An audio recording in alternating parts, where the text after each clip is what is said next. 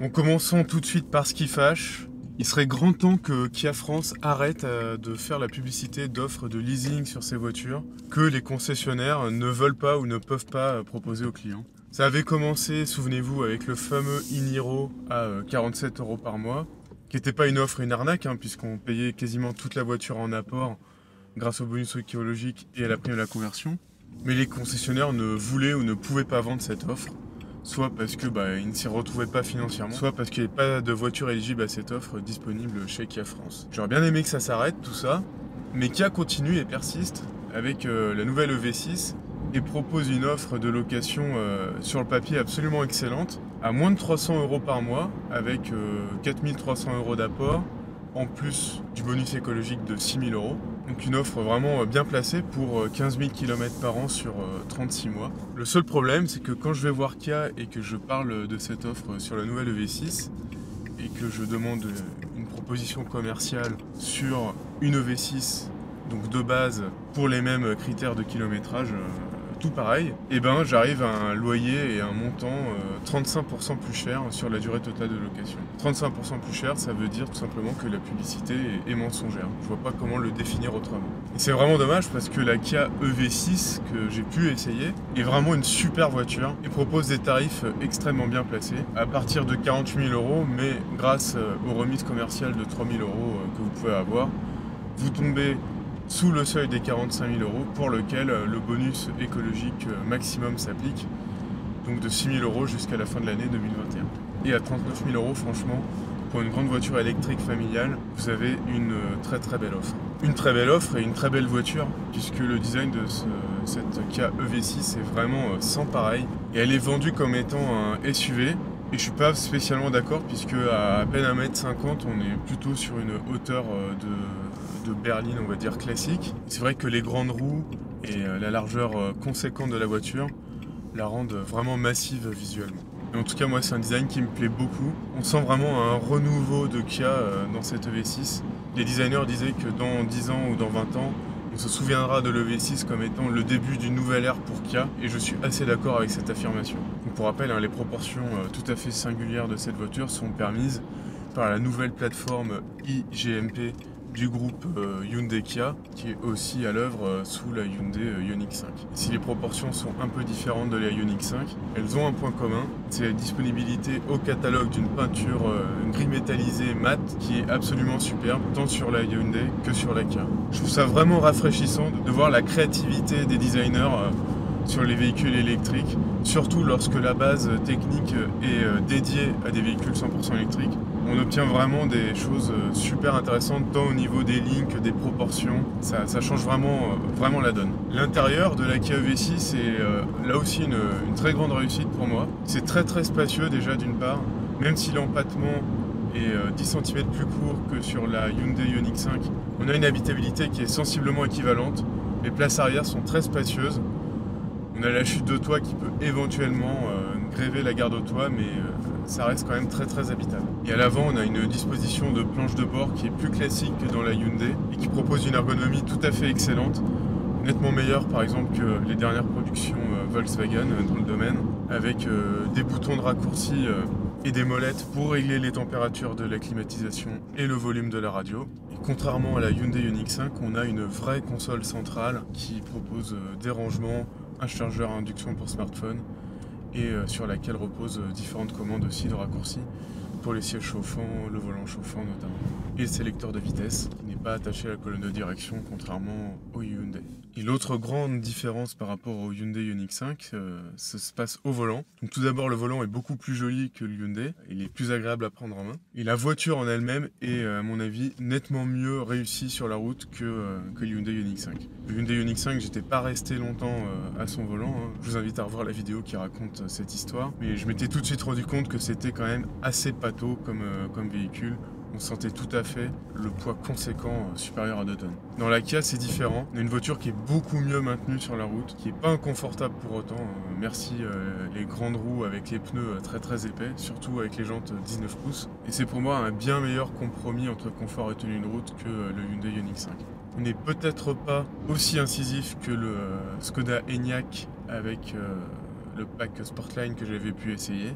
Mais le compromis est quand même très très bon. La version que j'ai essayée, c'est la version entre guillemets de base, propulsion avec le moteur d'environ 230 chevaux, qui propose des performances largement suffisantes pour se faire plaisir et pour un usage familial. Mais si jamais c'est pas assez pour vous, vous pouvez opter pour une version à transmission intégrale qui dépasse les 300 chevaux et qui est en dessous de 6 secondes pour le 0 à 100 km/h. Des performances de premier ordre. Si vraiment vous êtes très pressé, fin 2022 arrivera la version GT de la Kia EV6 qui pour environ 60 000 € vous proposera 585 chevaux. Donc là encore, une excellente offre. Kia veut frapper fort face au Tesla Model 3 et Model Y Performance. Grâce à la plateforme iGMP, la Kia EV6 se distingue très nettement par rapport à la concurrence en ce qui concerne la capacité de charge de la voiture et aussi par rapport à l'autonomie.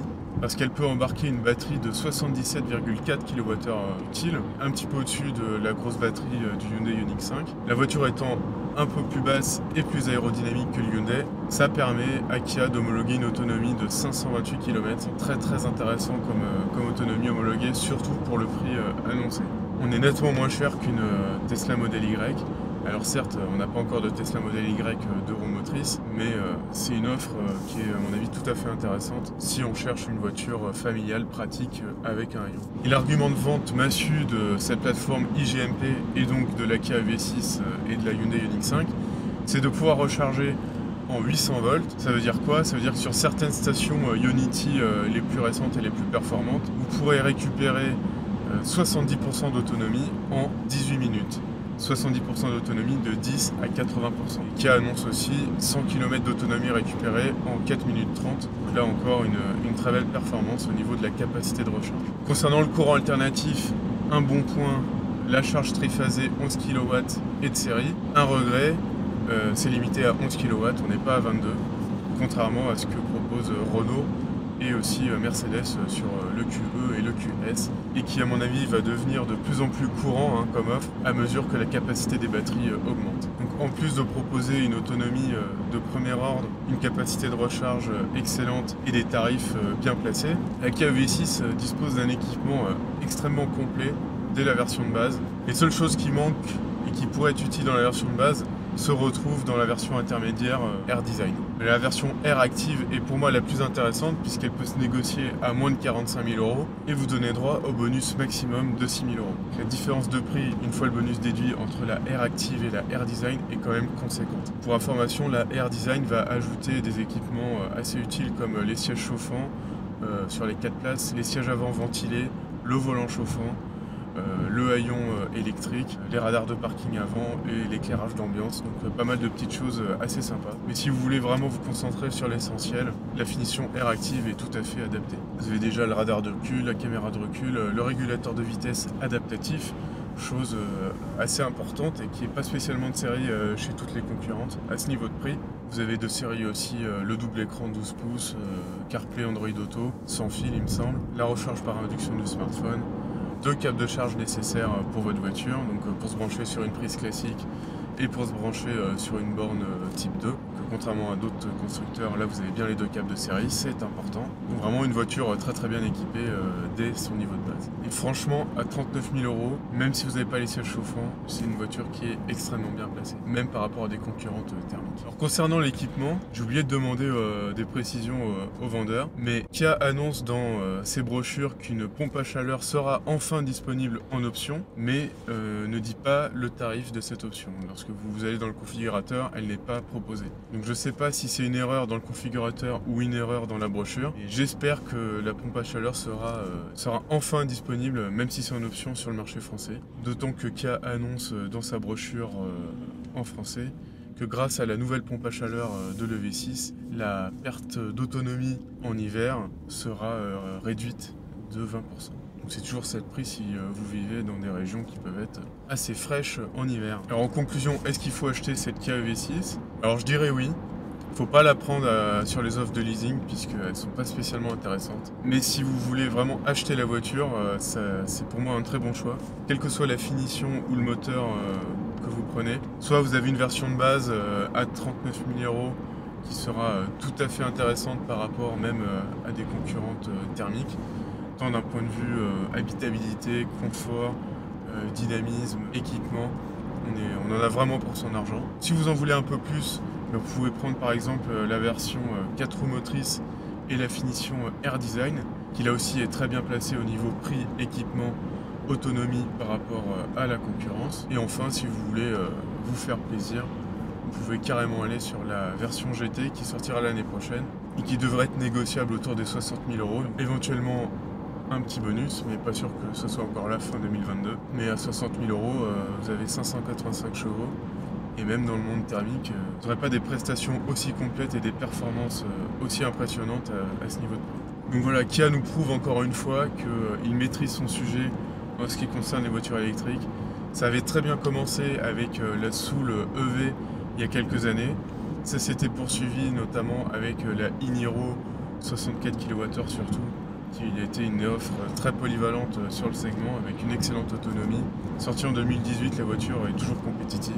Et l'histoire se poursuit donc avec cette EV6 qui est à mon avis une franche réussite et qui est même plus réussie que la Hyundai Ioniq 5 car elle propose une batterie un peu plus importante lui permettant de dépasser les 500 km d'autonomie sur le cycle WLTP. Alors nombreux sont vos commentaires qui m'ont parlé de cette Kia EV6, je sais que certains d'entre vous l'ont déjà acheté. Alors dites-moi ce que vous en pensez si vous l'avez reçu, dites-moi pourquoi vous êtes orienté vers la Kia EV6 et si vous hésitiez, je pense que vous pouvez y aller, vous ne serez pas déçus. Dites-moi aussi si vous avez essayé de bénéficier des offres de location sur le e-Niro à 47 € par mois ou des offres similaires de la part de Kia, est-ce que vous avez pu les avoir, est-ce que vous avez galéré? Ou est-ce que c'était tout simplement pas possible? Je serais vraiment intéressé d'avoir votre retour là-dessus. Enfin, je vous remercie pour tous vos commentaires, tous vos likes, tous vos partages et vos abonnements. Ça me fait vraiment plaisir. Et en attendant de vous parler de nouveaux sujets, je vous souhaite une bonne route et je vous dis à bientôt.